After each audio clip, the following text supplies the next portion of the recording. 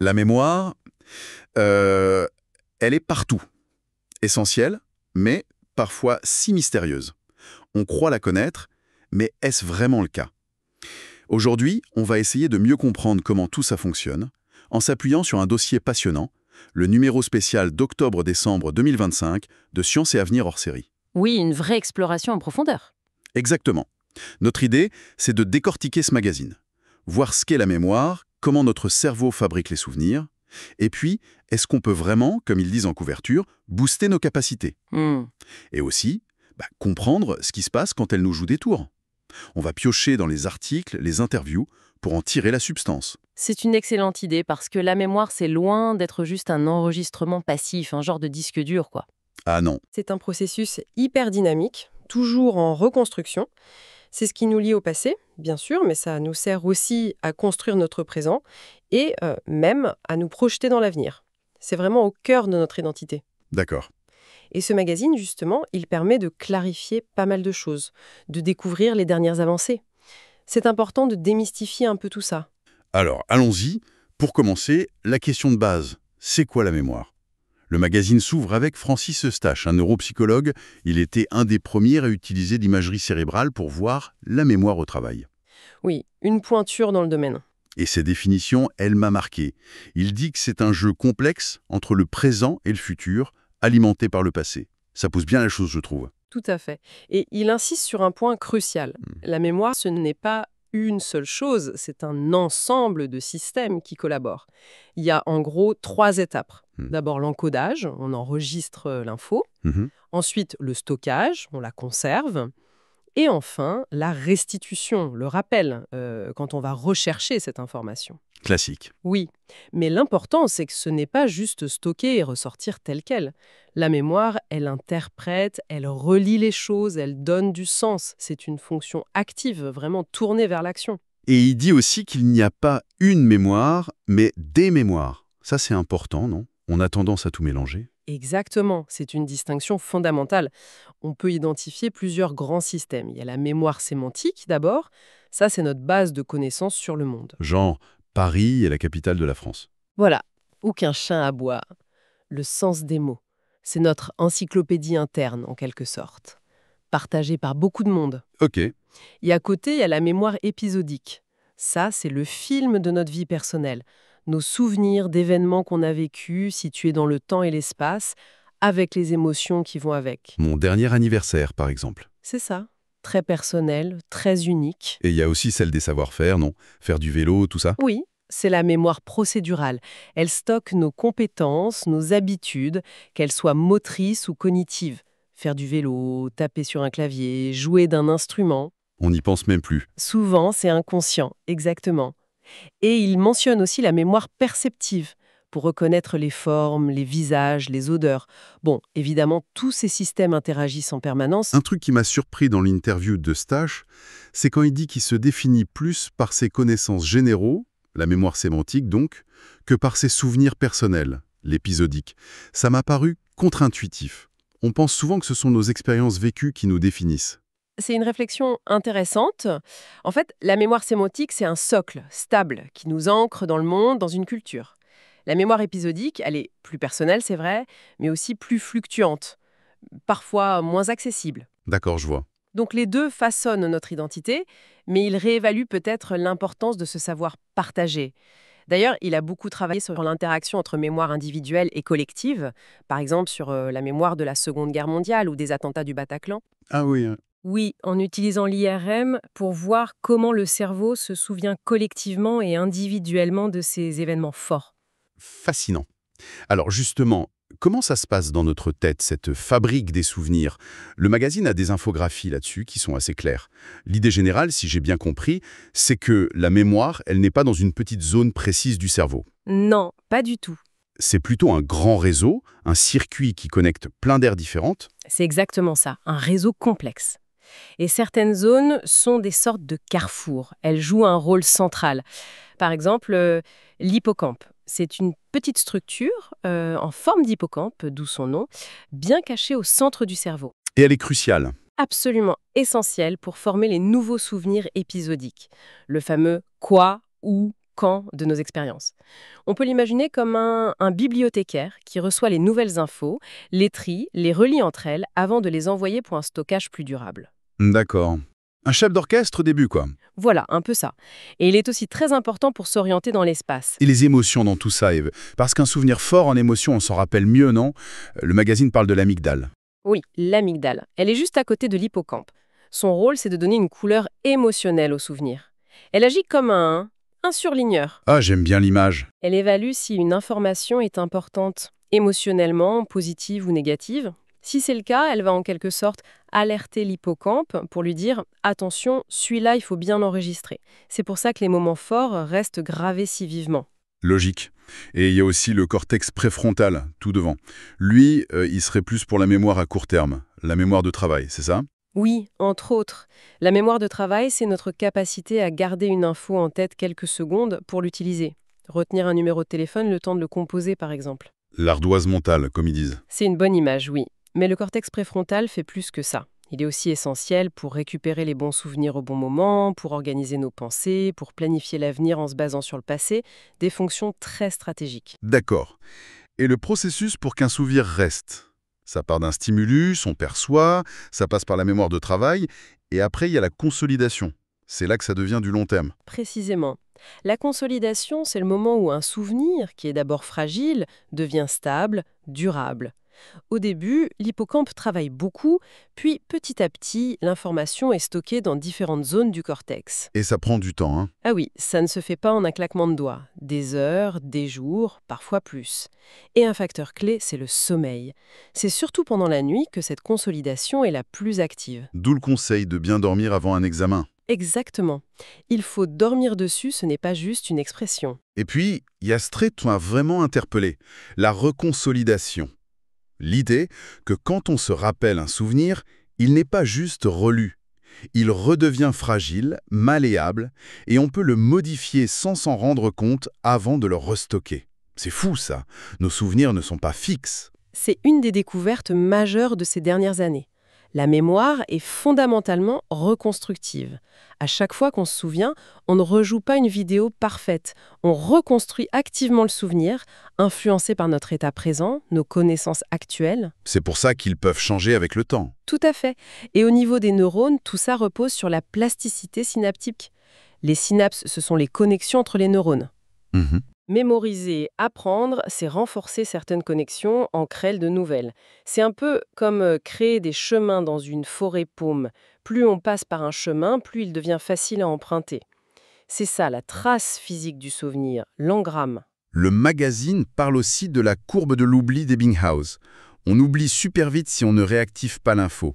La clé, c'est la répétition. Mais, pas n'importe comment. Non, c'est la répétition espacée, revoir l'information à des intervalles de temps de plus en plus longs. C'est beaucoup, beaucoup plus efficace que de tout bachoter d'un coup la veille. Ça ancre vraiment le souvenir durablement. D'accord. Alors, venons-en aux conseils pratiques. Comment on fait pour booster ses capacités? Le magazine donne des pistes. La première, c'est de s'appuyer sur ce qu'on sait déjà. Créer des liens entre le nouveau et l'ancien. C'est fondamental, oui. Le cerveau adore faire des liens, tisser une toile. Si on peut raccrocher une nouvelle information à quelque chose qu'on connaît bien, elle sera beaucoup mieux retenue. Utiliser des analogies, chercher des points communs, ça aide énormément. Comme construire sur des fondations solides, quoi. C'est une bonne analogie, justement. L'article donne l'exemple de volontaires qui apprennent mieux sur un pays imaginaire s'ils peuvent faire des parallèles avec des pays réels qu'ils connaissent. Chercher activement ces ponts, c'est une super stratégie. Deuxième conseil, arrêtez la relecture passive. Apparemment, c'est très peu efficace de juste relire ses notes en boucle. Ah oui, ça c'est prouvé. C'est beaucoup moins efficace que les méthodes actives. Il faut faire travailler sa mémoire. Le magazine insiste sur le fait de se tester régulièrement. Essayez de retrouver l'info de tête sans regarder. Exactement. L'effort de récupération, c'est ça qui renforce le mieux la trace mésique. Et puis bien sûr, la répétition espacée, on en a parlé. Ça demande un peu plus d'organisation, mais le résultat est incomparable. Et il présente quelques techniques concrètes. Oui, des méthodes utilisées parfois par les champions de mémoire. Les flashcards, ces petites cartes questions-réponses avec un système pour les réviser à intervalles croissants, c'est très bien pour le vocabulaire, les dates, les faits précis. Simple et efficace. Il y a aussi les cartes heuristiques ou mind maps. C'est plus visuel pour organiser des idées complexes, voir les liens entre elles. Et puis le fameux palais mental. Ah oui, la méthode d'Elossi. Ça date de l'Antiquité, ça. C'est très ancien mais redoutablement efficace pour mémoriser des listes, des discours, des informations dans un certain ordre. On associe mentalement chaque élément à un lieu précis sur un itinéraire qu'on connaît par cœur. Faut s'entraîner, j'imagine. Oui, ça demande un peu de pratique, comme le système majeur qu'il mentionne aussi, pour mémoriser les nombres. Mais même sans aller jusque-là, l'idée de visualiser et d'associer est puissante. Mais au-delà de ces techniques, il y a tout un chapitre sur l'hygiène de vie. Et ça revient souvent. Sommeil, activité physique, alimentation, relations sociales, gestion du stress, tout ça influence notre mémoire. C'est un message central et capital. Prendre soin de sa mémoire, c'est d'abord prendre soin de soi, de son cerveau. L'activité physique, ça oxygène le cerveau, ça stimule la création de nouvelles connexions. Et même de nouveaux neurones, non? Il parle de neurogénèse adulte. Oui, notamment dans Diplocamp. C'est possible même à l'âge adulte et un mode de vie sain favorise ce phénomène. Une alimentation équilibrée, type méditerranéenne, semble protectrice. À l'inverse, le stress chronique, lui, peut vraiment abîmer l'hippocampe. Et les liens sociaux? Très important. C'est une stimulation cognitive riche et variée. Donc oui, bien dormir, bouger, bien manger, voir des amis, gérer son stress, ce sont des leviers très concrets pour préserver sa mémoire. Abordons maintenant le côté plus sombre, quand la mémoire défaille, et pas juste le petit oubli du quotidien qui est normal, même utile apparemment. Oui, Géraldine Raoux l'explique bien dans le magazine. Oublier, c'est nécessaire pour trier, pour ne pas être submergé. C'est un processus actif. Mais parfois, oui, ça dysfonctionne gravement. Comme dans le cas du stress post-traumatique, le TSPT. Le magazine prend l'exemple des attentats du Bataclan. Oui, c'est un exemple frappant. Après un événement extrêmement violent, le souvenir peut devenir comme une cicatrice, hyper présent, chargé d'une émotion négative très intense, et il revient sans cesse de manière intrusive. Le cerveau n'arrive pas à le classer en fait. C'est un peu ça. Il reste bloqué dans le présent, il n'est pas intégré comme un événement passé. Des thérapies spécifiques existent, comme l'EMDR, qui aide le cerveau à retraiter l'information traumatique, notamment par des mouvements des yeux. Et l'autre grand trouble, bien sûr, c'est la maladie d'Alzheimer. Les symptômes, on les connaît un peu. La perte de mémoire récente, la désorientation. Qu'est-ce qui se passe dans le cerveau? Les recherches se concentrent surtout sur deux types de lésions. Les plaques amyloïdes, des dépôts d'une protéine qui s'accumulent entre les neurones, et puis les protéines Tau, qui, elles, forment des enchevêtrements à l'intérieur des neurones. Et ça bloque tout. Ça perturbe la communication entre les neurones, et à terme, ça entraîne leur mort. Et ça touche particulièrement les zones clés pour la mémoire, comme l'hippocampe au début. L'âge est le principal facteur de risque, mais il n'y a pas que ça. Il y a des gènes impliqués, comme ApoE4, mais le magazine insiste aussi beaucoup sur les facteurs protecteurs. Oui, et c'est important. Maintenir une bonne santé cardiovasculaire, faire de l'exercice, avoir une activité intellectuelle stimulante, une vie sociale riche, tout ça peut vraiment réduire le risque ou au moins retarder l'apparition des symptômes. C'est le concept de réserve cognitive. Et là, la recherche, elle avance. Elle avance, oui. On explore de nouvelles pistes, par exemple le lien entre notre microbiote intestinal et le cerveau. Cet axe intestin-cerveau est de plus en plus étudié. On insiste aussi sur l'importance d'un diagnostic précoce pour mieux accompagner les personnes, même s'il n'y a pas encore de traitement pour guérir la maladie. Il mentionne des approches comme les villages Alzheimer. Oui, des environnements conçus pour être sécurisants et stimulants, adaptés aux besoins des personnes atteintes. C'est une approche d'accompagnement plus humaine. D'autres troubles sont cités rapidement, comme le syndrome de Korsakoff, souvent lié à l'alcoolisme chronique. Là, c'est la capacité à former de nouveaux souvenirs qui est touchée. C'est ça, la personne vit dans un présent perpétuel avec une amnésie massive des faits récents, ou encore la prosopagnosie, cette difficulté, voire incapacité à reconnaître les visages, même ceux des proches. Ça montre bien à quel point la mémoire est spécialisée selon les circuits atteints. Le magazine nous fait aussi voyager au-delà de l'humain. Il y a des mémoires parallèles chez les animaux qui sont assez bluffantes. Le jet buissonnier, par exemple. Ah oui, cet oiseau est incroyable. Il se souvient non seulement où il a caché sa nourriture, mais aussi de quel type de nourriture il s'agit, et quand il l'a caché pour aller chercher les insectes périssables avant les noisettes. Ça ressemble drôlement à notre mémoire épisodique. Tout à fait. C'est une sorte de mémoire épisodique, comme disent les chercheurs. Et que dire des chimpanzés et leur mémoire spatiale pour retrouver les fruits, ou des rats qui naviguent dans des labyrinthes? Les animaux ont des mémoires remarquables.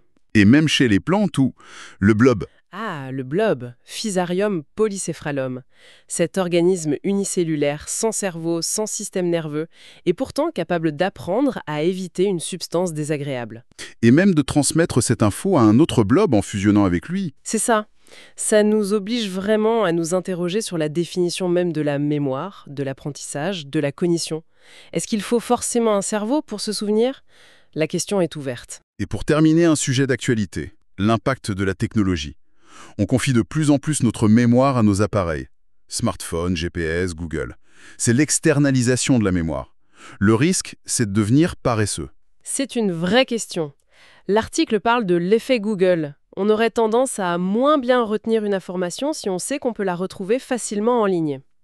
Et il y a aussi cet effet de seuil, le doorway effect. Le simple fait de passer d'une pièce à l'autre peut nous faire oublier ce qu'on venait chercher. Comme si le changement de contexte perturbait notre mémoire de travail. C'est vrai que ça arrive souvent. Donc oui, ces outils changent notre façon de mémoriser. On sollicite peut-être moins certaines capacités internes de rappel, mais en contrepartie, on a accès à une quantité d'informations phénoménale. C'est un équilibre à trouver. Et pendant ce temps, la technologie de stockage elle-même a évolué à une vitesse folle. Des cartes perforées au cloud. Exactement.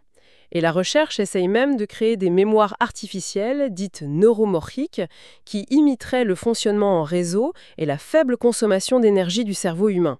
C'est encore expérimental, mais ça montre une direction. Bon, si on essaye de résumer ce voyage au cœur de la mémoire avec science et avenir, ce qu'on retient, c'est que c'est une fonction incroyablement riche, complexe. Pas une, mais des mémoires. Sémantique, épisodique, procédurale. Une fonction plastique, dynamique, qui se reconstruit sans cesse. C'est vraiment ce qui fait notre identité, notre capacité à apprendre, à vivre. Et la bonne nouvelle, c'est qu'on peut agir dessus. Oui, elle n'est pas figée. On peut l'entretenir, l'optimiser par des techniques, mais surtout par une bonne hygiène de vie globale. Le point clé peut-être, c'est cette idée de reconstruction. Je crois, oui. Notre mémoire n'est pas une caméra fidèle. C'est plutôt une artiste qui repeint sans cesse le tableau de notre passé avec les couleurs de notre présent. C'est ce qui la rend si humaine, si personnelle, et parfois si faillible, il faut l'admettre. Et ne pas oublier l'importance de l'oubli. Ce n'est pas un bug, c'est une fonction essentielle. Pour trier, pour ne pas être noyé. Un mécanisme actif et nécessaire. Une exploration vraiment passionnante, donc, qu'on trouve dans ce numéro spécial « Une mémoire en pleine forme » de Science et Avenir, hors série d'octobre-décembre 2025. Et ça laisse une question en suspens, peut-être, pour conclure. À une époque où on a des mémoires externes quasi infinies à portée de clic, où des IA peuvent même générer des souvenirs artificiels très crédibles, quelle sera la place, la valeur de notre mémoire biologique, intime, imparfaite, mais si essentielle à notre sentiment d'être unique? Bonne question. Comment va-t-on préserver l'authenticité de qui on est, de nos souvenirs, face à ces technologies qui évoluent si vite? C'est un vrai défi pour l'avenir.